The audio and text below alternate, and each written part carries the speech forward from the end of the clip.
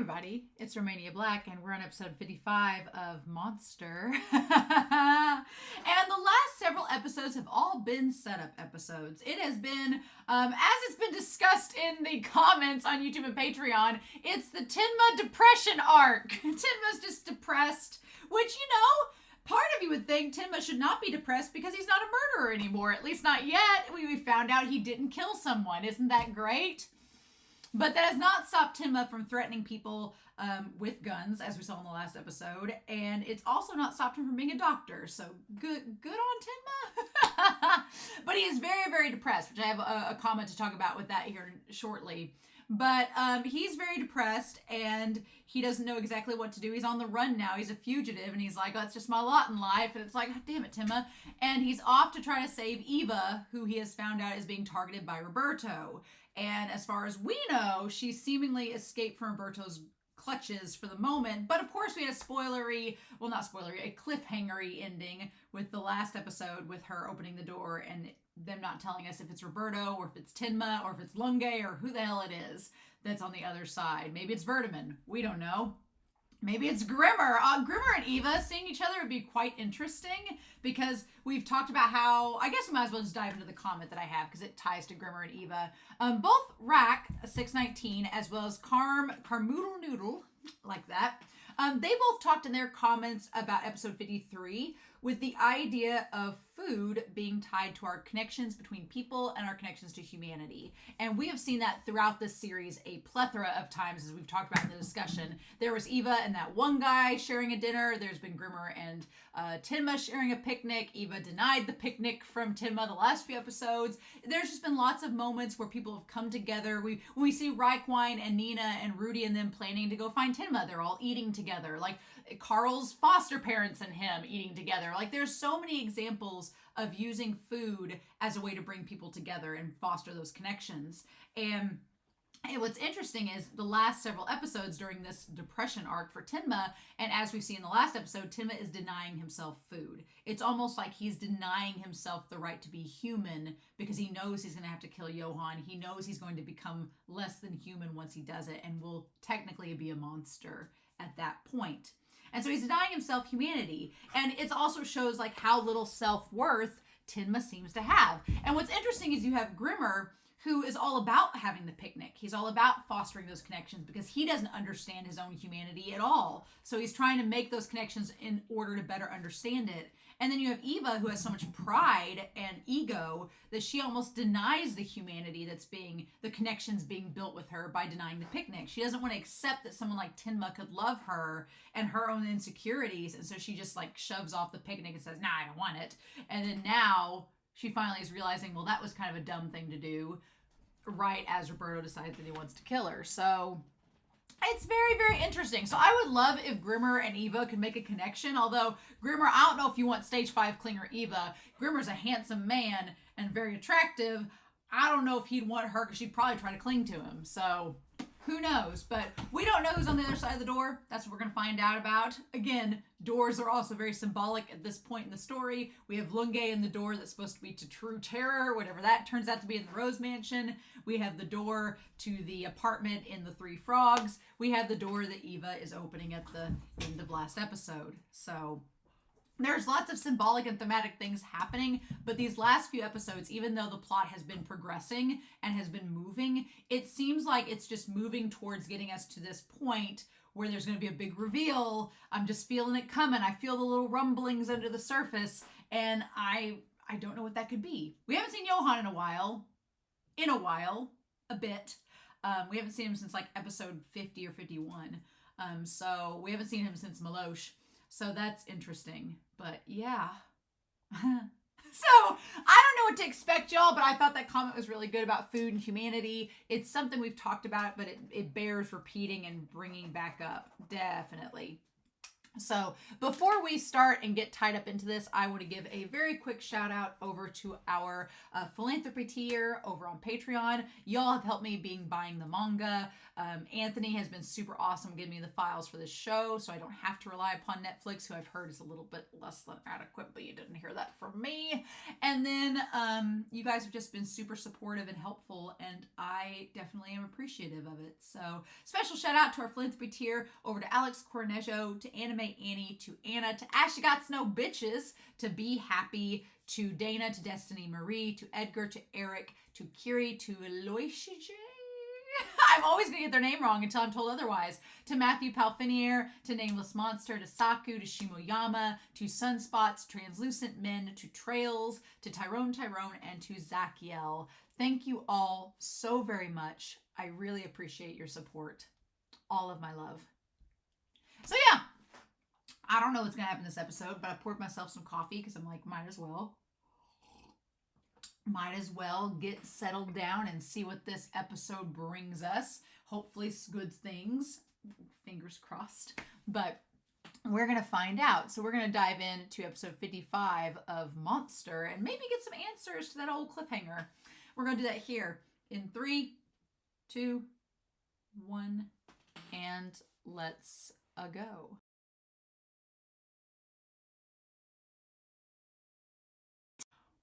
Well, I think that this was a very productive episode. At least for wrapping up Verdeman's character. I feel like Verdeman's character, I have been wondering the past 2 episodes, like, what is the point of Verdeman? What is his overall overarching goal in the story to be? Because if Monster does anything really well, it is establish these extra characters who in some part play a role in Tenma's character and his journey. And so I've been curious. I'm like, well, is Verdeman going to end up working against Tenma alongside Roberto? What is the point of his character? But when we finally find out at the end here what the point of Verdeman was in Tenma's journey, and the idea of trust, the idea of things not appearing as they seem, the idea of what do we do once we learn the truth. There are lots of things going on with his character that I feel come out in this episode, and it's like, okay, that's what we're going to do with it. And then Lunge! I never thought I'd see the day I'd be so excited to see Lunge, and then I was so sad when he wasn't in the rest of the episode. I was like, come on, Lunge. But man, things are still very mysterious, and everything's going back to this damn mansion. Holy shit. Here's the thing. Let's establish a couple things about what is going on at this moment with our characters that we should definitely be noting. So we have right now, we might as well just put them on here in different facets. So we have at the moment, we have Timma. We have Timma, who is in possession of the notes from Verdeman. I definitely got the sense that there may have been more in the manga that was cut out of this episode. Again, every now and then the anime gives a little bit of a hint that maybe there was like a page or 2 cut out from the manga for the sake of time. Maybe. And the fact that they like stretched things out last episode to make for that cliffhanger, which, damn it, we don't know anything about where Eva is or who she's with. We're going to talk about that. But Tenma has the notes from Verdeman. So that was really Verdeman's position. Verdeman's role in this story as far as what he was going to do. I guess we can put that up here. Verdeman's role was not only to give the notes to Tenma, that I'm going to detail what he's going to do with those next, but it was also to establish this idea of what we do with the truth, and the truth affecting who we are and the next generation. And it's this idea of like generational, like, what, I don't want to say trauma necessarily, but generational identity. Because yeah, there's this idea of, for example, Tenma is the son of a doctor, right? So Tenma, we get this idea that maybe going with Verdeman here, the idea of his own identity, tied to family legacy. And we don't really talk about that much with Tenma, but he is a doctor like his father and his family, so it's very much something that could have been passed down from one generation to the next, right? And then with Verdeman, you have the idea of him like coming to the realization as he's a student that, yeah, the rumors everybody's saying about my dad being a spy are true. So what does that make me? Right? Am I a bad person because my father was a spy? Does that make me a bad person? Is it going to make my son a bad person? And by the end of the episode, thanks to talking with Timma, Verdeman kind of comes to the realization that no, just because my dad was this one thing doesn't mean that I necessarily am going to become like that or that my son will be. So he seems to find closure, Verdeman does, at the very end of it, right? I feel like it's also something that we can kind of relate to out to the side here with Schubert and Carl. Because Schubert and Carl, you have Carl, the son of this refugee from Czechoslovakia, and Schubert, who's the vampire of Bayern, or whatever, of Bayern, and the reputations that both of them have. And then you have Carl, who's this sweet, innocent person who could not hurt a fly and could not be more different. And it's the idea, too, that, yes, just because Schubert is like this does not mean his son is like this as well. However, then we have Johann. Then we have Johann, who seems to have himself this kind of identity crisis of who he is. And then we have the idea that his father is more than likely, like 95% sure at this point, his father is Bonaparte. And so it's like, well, is he like his dad? His dad seems like a pretty messed up person at this point, and so far, Johann is like rivaling that. So what do we do with that information? Does that make a difference? Is Johann destined to be like his father, or is he trying to carve out his own path like Verdeman has, like Carl has, to be different from what he was brought up as, right? And then, you have people like Lunge and Grimmer that we don't really know their parentage. We don't really know where they came from, so we can't really compare as far as that goes. But yeah, so we've got this whole identity here. Now, my thing is, Timma has the notes from Verdeman. And we have the idea of Roberto, the idea that Roberto wants to meet Tenma at the Red Rose Mansion. And he is claiming, and I'm going to put that in quotation marks, that he has Eva. However, I think Roberto left the note intending for Tenma to assume that Eva has been taken to the Red Rose Mansion, but Timma knows going into this situation that is not the case. That Eva is not with Roberto. He's just playing with him, and he's getting pissed about it because he's like, that's not her handwriting. Now, did Roberto take into account that Timma would know that's not her handwriting? I don't think so. I think he, because why else would he do that, right? I think if Roberto really had Eva, if he really had Eva, he would have like left like a finger of hers or like a piece of her fabric on her clothes, a lock of her hair, something to show that he legit had her. But since he has nothing and he wants Timma to come find him, he instead just wrote in her handwriting, assuming it was hers, trying to convince Timma, but Timma can see through it. Now, the big question is at this point, where is Eva? Where is Eva? She clearly saw someone in the doorway. It was not Timma like I thought it would be this episode. It was probably not Roberto. So my top picks are Grimmer, Lunge, Nina, and Dieter. It's not Reikwein because Reikwein didn't say anything about it this episode. Maybe Rudy, but I doubt it's Rudy. I'm going to say my top choices are Grimmer, Lunge, or Nina as far as who has her. I mean, if it's Johann, I don't know why that would make sense. If Johann had her, why would Johann do this? Unless Roberto is acting on his own at this point, but is Roberto acting for the sake? I guess that's the question to know at this point. Is Roberto acting under Johann or for himself? It seems now that Timma had the idea that Roberto started working for Verdeman to get the notes that would connect to Bonaparte and therefore to Johann. is why he was with Verdeman to try to get those things. The question is, at this point, is Roberto still working for Johan, or is he just working independently and going to try to get back in Johan's good graces or whatever? That part is not clear. We don't know how much contact or communication Roberto and Johan have even had, if any, or if he's just acting under this guise of trying to work for Johan while also getting revenge against Tenma. I don't know, but Eva clearly needs to go, but I don't think he would have killed her without giving... And I don't think he would have killed her without us knowing it. I think us, the audience, would know if Eva was dead at this point. But I don't know. So Timma is planning, as far as we know, to go to the Red Rose Mansion. Now the question with Verdeman is going to be, is Verdeman going to tell Reichwein about what's happened? Is he going to connect back with Reichwein and explain where Tenma's going to, and Reichwein's going to take off and go to the Red Rose Mansion? I don't know. And then, before I get into this part here, we have Lunge, who we'll talk about in this episode. Lunge has been frequenting the Red Rose Mansion because he's trying to find info on Bonaparte, and thus Johan, and thus Tenma. So Lunge is just checking off all the boxes. Lunge's like, Tenma's on the run. He's a wanted fugitive. I'll get him later. He'll probably get caught anyway and free my job up for me. Johan can't prove he exists, but we have concrete evidence about Bonaparte, so let's find that out first, and maybe it'll flush Johan out of the wilderness and into my arms. Lunge's got a plan, right?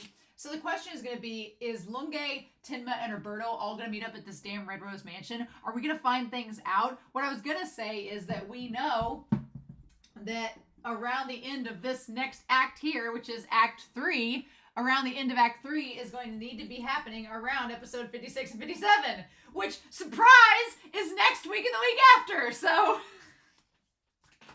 I was waiting for these episodes all to lead us somewhere towards the end of an act, and this is what's happening. It's going to be the next 2 weeks are the technical end. If our author of Monster is following a traditional Japanese 4-part structure, which I believe that they are, then the end of Act 3, the end of the twist, is going to come in episodes 56 and 57, and that's going to lead us into the final act, which will be the climax, etc.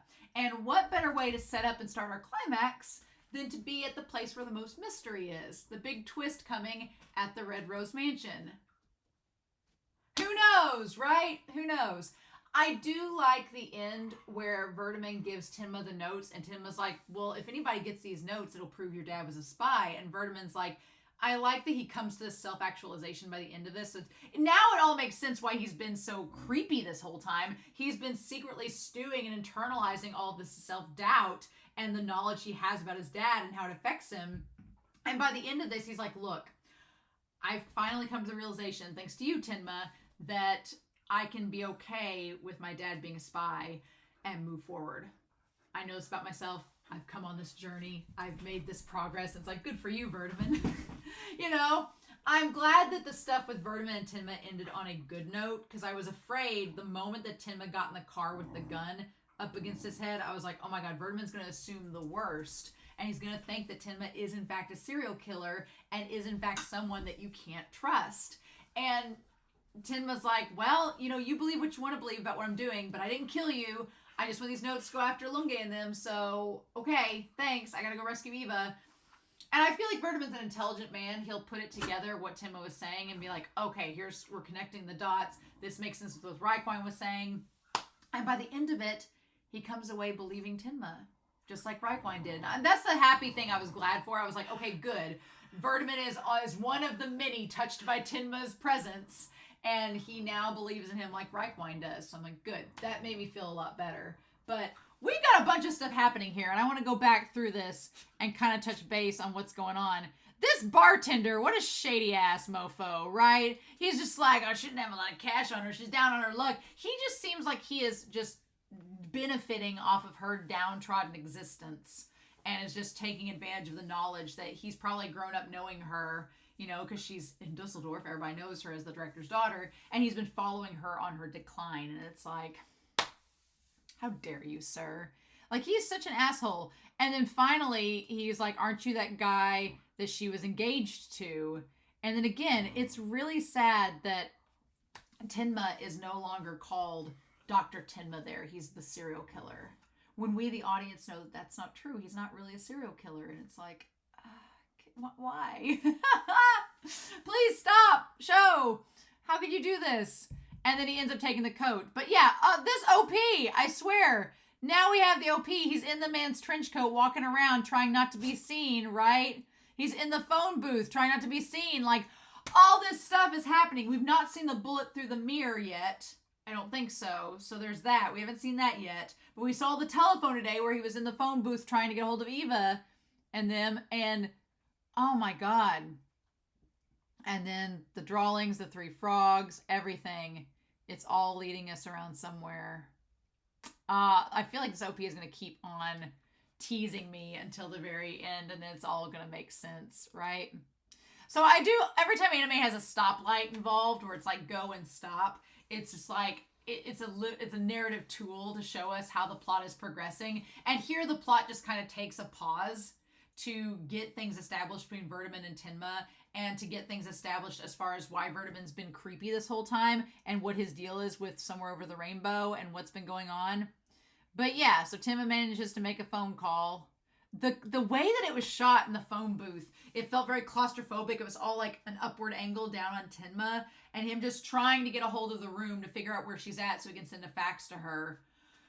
Right? And just, I'm glad he stayed on the line, because I think if he hadn't stayed on the line, then they would have been suspicious of him and maybe had tried to call and tell her otherwise. But, and then we cut to Verdeman. I like the idea of using the phone lines we cut from Verdeman from Tenma to establish that communication or lack thereof communication. In this case, Tenma can't get a hold of Eva, and in this case, Verdeman can't get a hold of Ball. What's fascinating here is at the moment, I thought maybe Reichwein knew that Ball was Roberto, and it's like, oh, I know who that guy is, but he didn't. He was just making the assumption that because Roberto has gone MIA, that means he doesn't want to represent Tenma anymore because Tenma's being tried as a criminal. When in reality, yes, but also because he knows Tenma and he's also trying to kill him, I think. But then he's like, are you going to step down, Verdeman? And Verdeman says no, but he's like, I wish he would have trusted me. And Reichwein's like, well, do you trust Tenma? And at this point, it's good to note that Reichwein is a psychologist. So him and Rudy, they can like perform these little psychological acts. For Rudy, it was on Lunge, and for Reichwein, it's with Verdeman. And now that we know what we know, whenever he says, do you believe in Tenma? And the thing of it is, Verdeman doesn't believe in anybody. He doesn't know who to trust or what to trust based on what he knows. And he's like, something is about to happen, and that's why he escaped. Believe in him like you believed in your father's innocence and became a lawyer. And I was like, oh my God, now that we know what we know, hearing that, it's like, oh, well, actually... He doesn't believe in his father's innocence because he knows it's a lie. He just became a lawyer in spite of it. He's the golden boy of the judicial court's golden boy, and it's all a lie. Verdeman's character took a very intriguing turn, and I really, really like it. And so then we come back to the office. He's like, somebody's in there anyway. And it's like with the BKA and then Lunge. And for Lunge is such a cheeky bastard. Lunge is a cheeky bastard because Lunge knew the entire history behind Verdeman's father being a spy, being tried, and you know that Lunge, based on how he views himself and how he views things logically, he probably believes that his father was a spy and that he was, rightfully convicted. And for him to be in that office playing Somewhere Over the Rainbow, that trigger that we know has been triggering Verdeman the entire time, oh my God, like the balls on Lunge. But I really like Lunge's character at this point. I love that it's just like a running gag that's like, I've been on vacation for a while when you've been like trying to solve the Red Rose Mansion. And Lunge's like, I like that Lunge views the case with Bonaparte as an escape itself. He's like, I came here looking for Tenma and stuff, but now it's like Lunge doesn't want the case with Tenma to be over because then that's the big case he's been chasing this whole time. Why would he want it to be over? So instead he's just taking this side quest to go learn about Bonaparte and Johann to come back to Tenma and see what he does with that information. But for Lunge to be so self-aware about it, it's like, okay. Somewhere over the rainbow. And yeah, Verdeman just being like, "Excuse me, what are we doing? Why are you here? Who are you?" And he's like, "My name is Lunge." Lunge looks like his vacation has been treating him well. So yeah, we get the whole thing with Eva's room being empty. They're just like, we have no clue where she goes. It doesn't look like there was a struggle. So, and she's been gone a while because housekeeping's come. So where did she go? I feel like if Roberto had actually attacked her and tried to take her, there would be some sign, like a scratch on the wall or something that would be pointed out to us, the audience, even if it's not pointed out to Tenma, that would be indicative of that. But we don't get that. So it's like, well, then where did she go? And then Inspector Lunge. He's like, well, I've heard of stories of the legal circle's golden boy. Like, he just knows exactly how to, like, just jab at Verdeman, where he's like, calls him the golden boy, brings up all this stuff, just is like, brings up, he is just like poking the bear, and Lunge knows exactly what he's doing. And it's so well done. He's like, I've been on extended vacation. This extended vacation is also like an escape. And I like that Verdeman's like, I don't want to talk to you. Verdeman's like, I don't want to socialize with you. Get out of my office. And Lunge's like, no. He's like, perhaps it's a habit. He's like, but I can't travel around the world without cases. So I came up with a theme for the trip. And my theme is this monster book. I love that Lunge's like, well, I know I'm looking for stuff on Timma, but then I'm also looking for stuff on Johan, and I'm also looking for stuff for Bonaparte, but I found a thread that links them all together, and it's this book, Obluna, and it's like, God, I love Lunge in this episode. And he's like, I don't have anything to tell you about Tenma. He's like, I didn't come here regarding Tenma's case. I just learned about it on the way over. That case is old news. I'm here because I'm interested in Bonaparte, and Klaus Pape was his German name, and your father was involved with him. And Lunge never outright says that his father was a spy. He's like, I'm not saying your dad's a spy. I don't care if he was or not. That's not the point. The point is that I want to know what your dad knew about this Bonaparte guy, because he clearly knew about him, because not only were they friends, author to editor, but also he went to his little secret mansion that only the higher-ups in the Czechoslovakian secret police get to go to. So in that case, because he went there, he must have known your dad as not just Klaus Pape, but also as Franz Bonaparte. So he knew some things that most people did not, and that Verdeman just is like, because it's, again, confirming everything Verdeman already knows and just making that to where somebody else knows, and it gets him riled up. And he's just like, no. He's like, I just want to know more about Bonaparte, and I feel like your dad would know some things. So the book that ends up being given to him by, the stuff that's given to him by Verdeman, the notes from his father, Lunge wants that. Lunge wants that booklet. That's something that Lunge would want, because it would be give him information about Bonaparte. So is there a chance at the Red Rose Mansion that Lunge and Timma could team up? I'd say there's like a 10% chance. I say there's like a 10% chance because, one, I mean, Lunge's not going to help Roberto. No. And Roberto's probably going to try to kill Lunge because he's witness to whatever's going on. Because if Lunge gets his hands on the notes from Tenma, Roberto's going to try to kill Lunge to get those notes, because that's part of what he believes his duty is. Do I think that Timma and Lunge could team up against Roberto and form like a temporary alliance? Maybe. But then after that, what do we do?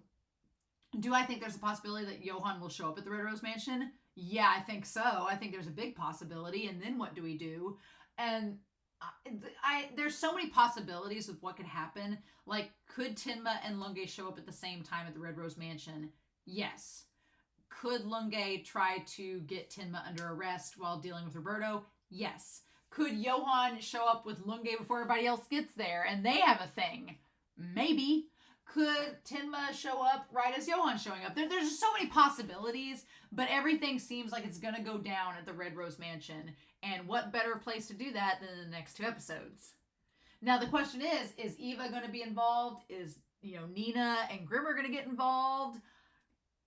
We don't know. I don't think that Eva has gone with Lunge. I'm going to knock that out there, because Lunge was meeting with Verdeman at the time when she would have been disappearing. So she's either with, Nina and Dieter. She could be with Johan. She could be with Grimmer. Hell, that's the thing too. If she's with Johan, then Johann could have grabbed her and took her to the Red Rose Mansion too, to use her as liability against Timma while Roberto shows up to get the notes. That could happen too. So there's all these possibilities of what could go down, and we don't even know, right?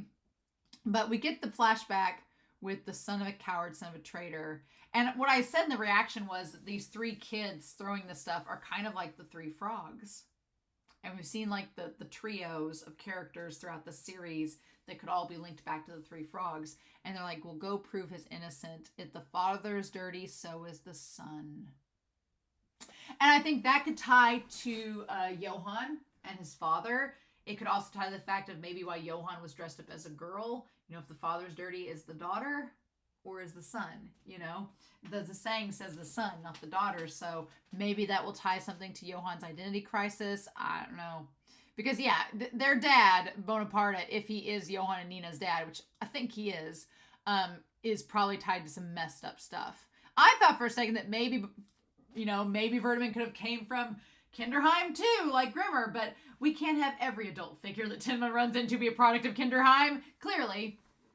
But I did like this scene where we get Verdeman kind of rehashing what Lungay told him and having the flashback from his youth, and the idea that it's all vignetted in black and it's like tunnel vision where he's just like so upset about it because it struck a nerve. It was really, really, really well executed in this episode, for sure. He's like, your father must have known who Franz Bonaparte really was. That's all I want to know. I just want to know about the person named Franz Bonaparte. Like, Lunga's like, I just want to know some basic things. Now, this one guy that he works with, I'm like, dude, can you not read the room? He's just like, are you okay? When he's clearly been yelling on the other side of the door. But Verdeman's really good about, like, putting on a mask and hiding who he really is. And as soon as he hears his wife's voice, he's like, okay, nope, I'm fine. Everything's good. And it's like, it is not. And then one thing that I really like about this episode is that the animation, they take time to do very little things. Like, we talk about this with Studio Ghibli a lot, but this series, like even just the idea of unlocking the car, like just taking those extra few seconds to animate that little moment, that 1.2 second moment, it adds enough little tension in the air where you don't see it coming that Timma's going to jump in. You don't see it coming, and it's just like the tiniest little animation, but it gives so much depth to the moment that I really, really appreciate it, right? And then Timma jumps in. Timma's just pointing a gun at everybody. And the thing about it is, Timma comes across as very threatening. And he appears threatening because at this point, he has to. He has to convince them that he's going to do something, even though he's not, to get to where he needs to be. Like he had to convince the police officers in the last episode to escape. And here, he has to convince, you know, Verdeman to drive and try to find Eva. Which, at this point, Timma is at this point trying to protect his own life too, because he doesn't know Roberto has planted the seed in Timma's head that Verdeman could be working for Johann. And so Timma doesn't know that. So when he gets in the car, he's like, this guy could know where Eva is. This guy could have a gun of his own. He could be working for Johann. Could be working for Roberto. He could kill me as soon as I don't do something. And I almost wondered if Roberto was banking on the possibility that Tenma might kill Verdeman, so he planted that seed of doubt to begin with. But he definitely thought that Tenma was going to use Verdeman to go back to the house, and he wanted to try to get the notes and get out of there before that happened, right? But he didn't find the notes, so instead he's like, well, I'll just leave a note for Tenma to come find me, and then if he doesn't have the notes like I need, then we'll just get rid of him. And that's the end of that. So, although they don't seem to be wanting to get rid of Timma anytime soon, because Timma is a very convenient scapegoat for all the things happening, right? Timma's like a very convenient scapegoat to put all the blame on, kind of like what's happened with Grimmer and Sook, right?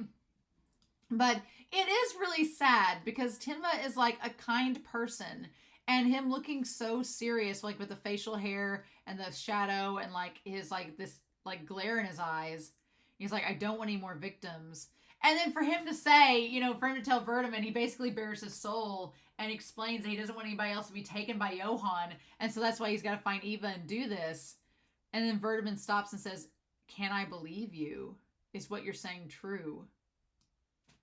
And that look that Tenma gives, where it's just suddenly like the facade falls and you find out, nope, there's the Dr. Tenma under all that. And Verdeman comes clean and says that he knew his father was a spy and that it's tainted his judgment of people ever since because he doesn't know if he can trust them or not. And he's like, all these people trust you, Tenma. Should I trust you? Because you're not acting like somebody I should trust at the moment.